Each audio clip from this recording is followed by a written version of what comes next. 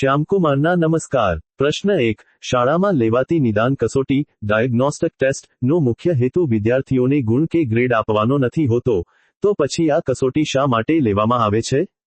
જવાબ, વિદ્યાર્થીને કયા વિષય કે મુદ્દામાં શીખવાની ચોક્કસ મુશ્કેલી, કચાશ કે ભૂલો છે તે શોધવા માટે।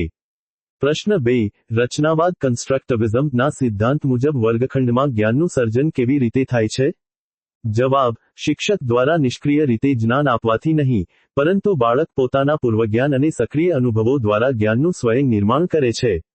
પ્રશ્ન 3, શિક્ષણનો અધિકાર અધિનિયમ આરટીઈ એક્ટ 2009 ની કલમ 12(1) મુજબ ખાનગી વિગર અનુદાનિત સેલ્ફ ફાઇનાન્સ શાળાઓમાં પ્રાથમિક સ્તરે આર્થિક રીતે નબળા અને વંચિત જૂથના બાળકો માટે કેટલા ટકા બેઠકો અનામત રાખવાની જોગવાઈ છે?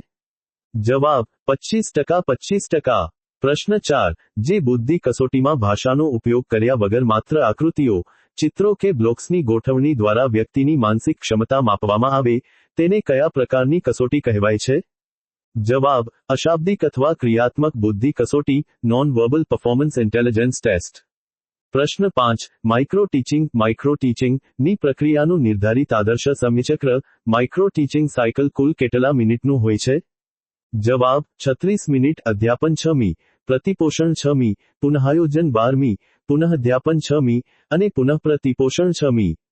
પ્રશ્ન 6, બાળક પોતાની ક્ષમતા કે સરખામણી અન્ય બાળકો સાથે કરવાને બદલે પોતાના જ ભૂતકાળના દેખાવ સાથે સરખામણી કરીને સતત સુધારો લાવવાનો પ્રયત્ન કરે, તે પ્રેરણાના કયા પ્રકારનું ઉદાહરણ છે? જવાબ, આંતરિક પ્રેરણા ઇન્ટ્રિન્સિક મોટિવેશન અને સ્વ સરખામણી ઇપ્સેટિવ અસેસમેન્ટ। પ્રશ્ન 7, વર્ગખંડ અધ્યાપન દરમિયાન જ્યારે શિક્ષક વિદ્યાર્થીઓને કોઈ જટિલ સમસ્યા આપે છે અને તેમને કોઈ પણ જાતના ડર વગર મુક્ત રીતે નવા વિચારો આપવાની છૂટ આપે છે, ત્યારે કઈ પદ્ધતિનો ઉપયોગ થયો ગણાય? જવાબ, વિચાર મંથન પદ્ધતિ બ્રેઇનસ્ટોર્મિંગ મેથડ।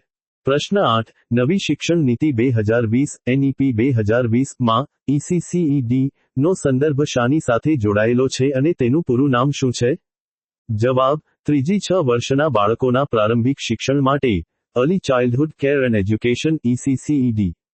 પ્રશ્ન 9, કઈ ક્ષતિ કે અધ્યયન અક્ષમતા લર્નિંગ ડિસેબિલિટી ધરાવતું બાળક શબ્દોના અક્ષરો ઓળખવામાં, વાંચવામાં, ગણિતના ચિહ્નો કે લખાણમાં ઊંધા અક્ષરો જેમ કે બી, ને, ડી, કે, વસ, ને, સો વાંચવાની ભૂલ કરે છે?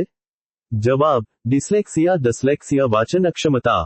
પ્રશ્ન 10, અલ્બર્ટ બંદુરાના સામાજિક અધ્યયન સિદ્ધાંત સોશિયલ લર્નિંગ થિયરી મુજબ બાળક મોટે ભાગે કેવી રીતે શીખે છે?